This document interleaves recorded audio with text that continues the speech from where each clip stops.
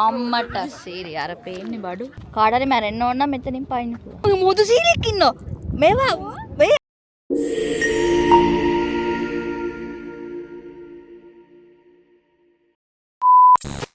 ඔන්න අදත් ඔයාලව අලුත් vlog එකකට පිළිගන්නවා. ඔයාලා කොහේ හරි දැකලා මේ වීඩියෝ එක බලන්න ආපු හැමෝම ආදරේ සාදරේ පිළිගන්නවා. ඔන්න අදත් මම ඔයාලව අරගෙන යන්නේ ලස්සන තැනකට. ඒ තමයි ඉංග්ලන්ඩ් වල තියෙන ලෝක ප්‍රසිද්ධ Seven Sisters.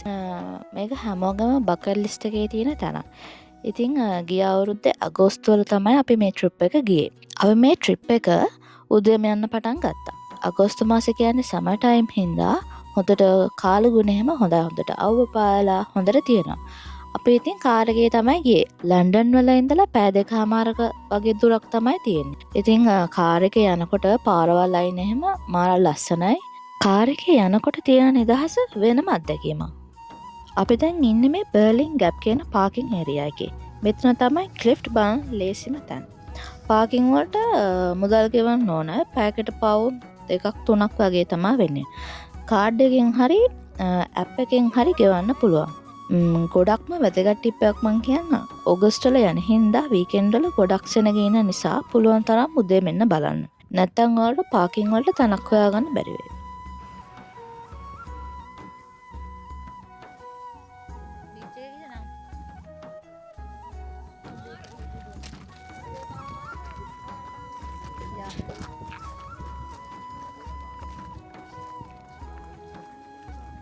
අන්න බඩු පේනවා.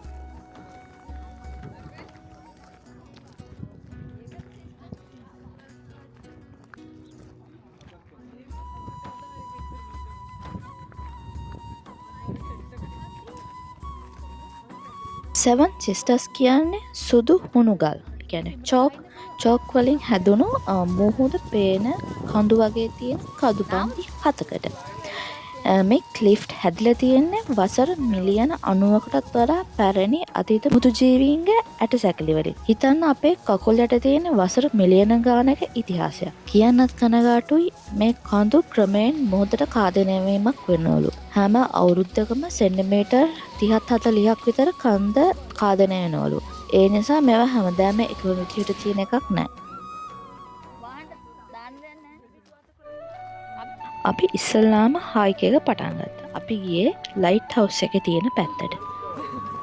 අම්මට සීරි අර පේන්නේ බඩු.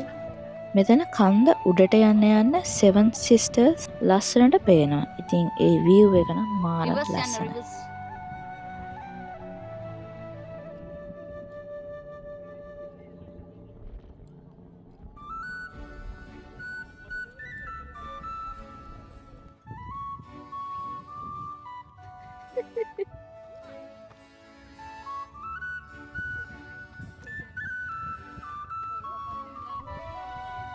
ඉතින් මේ කන්ද නගිනකොට පොඩ්ඩක් මහන්සි. කන්ද උඩට නගින්න පාල්ට බහින්න යවනනේ.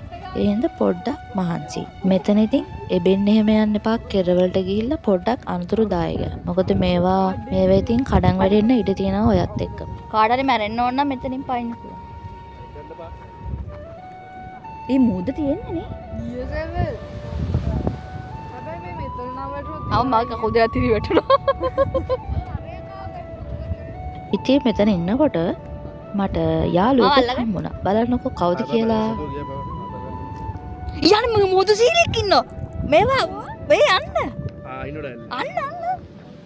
අන්න. ගියා ඇතුළට. ඇතුළට ගියා. කළු පාර කුලියක් කරනවා. වැඩි වෙලා ඉන්න බෑ උන්ට ඇතුළට. මොදු සිංහය. ඔව්. අර මේ මෙතන හිටියේ. අර කියුට් එක උහලා. ඌ ගියා ඇවිල්ලා. දැන් එවියයි. පීනන්න මුදලට කලින් නර්ම. අර ගලක වැදිලා හිටුණා මම ෆයිනල් ඩෙස්ටිනේෂන් එකට ගිහින්.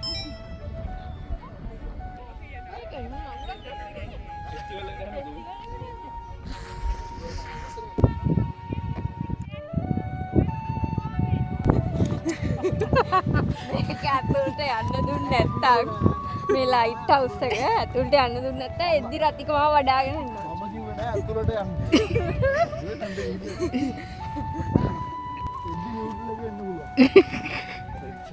ඕනේ කන්න එක. උඩලවනේ දාපට තල්ලුදමන. රොක් කළා ගිරින්.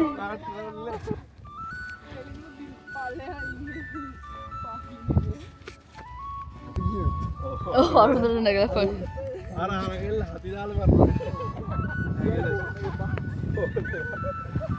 පළ බෝලයක් වගේ.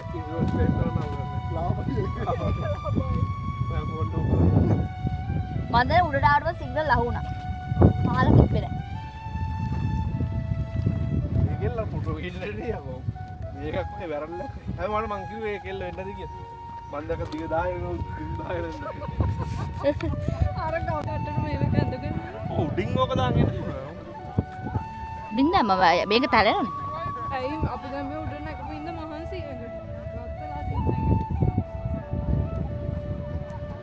අපි සෙවන් සිස්ටර්ස් කඳු පන්තියෙන් එහාට ගියාම බීච් හෙඩ් වලදී ප්‍රධාන ප්‍රදීපාකාර දෙකක් බලා ගන්න පුළුවන්. එකක් කන්ද උඩ තියෙනවා, අනෙක් එක මුහුදු මැද තියෙනවා. මේ මුහුද මැද තියෙන රතු සහ සුදු පැහැති ප්‍රදීපාගාරය තමයි බීච් හෙඩ් ලයිට් හවුස්. ඔයාලට හිතෙන්නේ නැද්ද ඇයි මේ ලයිට් හවුස් දෙකක් තියෙන්නේ කියලා? ඒකට හේතුව තමයි මීදුම. කන්ද උඩ තියෙන ලයිට් හවුස් එක ගොඩක් උසින් තියෙන හින්දා තද මීදුම වෙලාවට ඒකේ එළිය නැව්වලට පෙනුනේ නැහැ. ඒ නිසා තමයි 1902 දී ඔවුන් තීරණය කළේ මීදුම් මට්ටමට පහළින්, ඒ කියන්නේ මුහුද මැද අලුත් ලයිට් හවුස් එකක් හදන්න. ඒක තමයි අද මේ අපි දකින මේ රතු සහ සුදු බීච් හෙඩ් ලයිට් හවුස් එක. මෙතන තව කතාවක් තියෙනවා. මේ බෙලා ටවුට් කියන්නේ, ඒ කියන්නේ මේ කන්ද උඩ තියෙන ප්‍රතිභාගාරය මේක හදපු මුල් කාලේ ඉඳන් කන්දේ කෙළවරේ ඉඳලා මීටර් 30ක් විතර ඇතුලෙන් තමයි මේ ලයිට් හවුස් එක තිබ්බේ. ඒත් අවුරුදු 170ක් විතර ගියාට පස්සේ මේ තියෙන මුහුදු රළ හින්දා කන්ද සෝදා පාළු වෙලා තියෙනවා.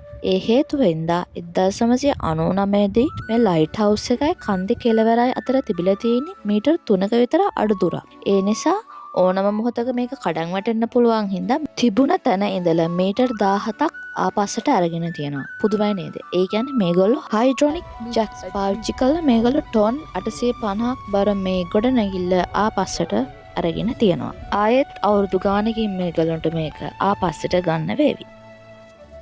සෙවන් සිස්ටර්ස් වල නියම අත්දැකීම ගන්න නම් බීච් එකට යන්න ඕන.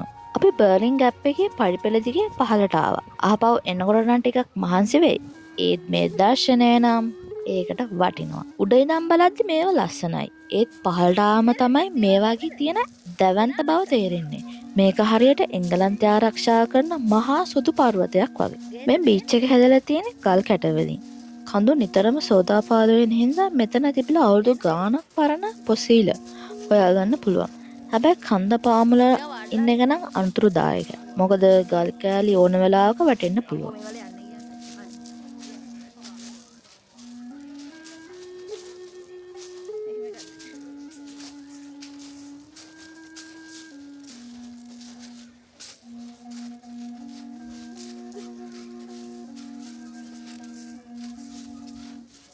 ඉතින් ගල් ගොඩ වාඩි වෙන්න පුළුවන්.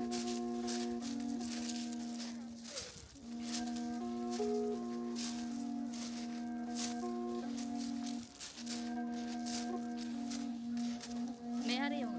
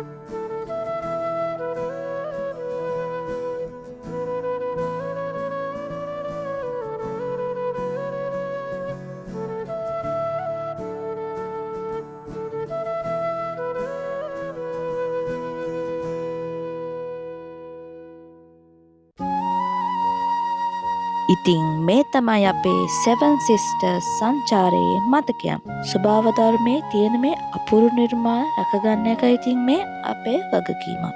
ඔයාලත් ඉතින් ඉංග්ලන්ඩ් වල ඉන්නවා නම් 7 Sisters බලන්න යන්න අමතක කරන්න එපා. ඔයාලා මේ වීඩියෝ එකට කැමති නම් ලයික් එකක් දාලා යාළුවන්ටත් බලන්න ෂෙයා කරන්න. එහෙනම් ඉතින් මේ වගේ තවත් වීඩියෝ බලන්න අපිව සබ්ස්ක්‍රයිබ් කරලා තියාගන්න. ලබන සතියේත් අලුත් වීඩියෝ එකකින් හමු වෙමු. හැමෝම පරිස්සමින් ඉන්න. බයි බයි.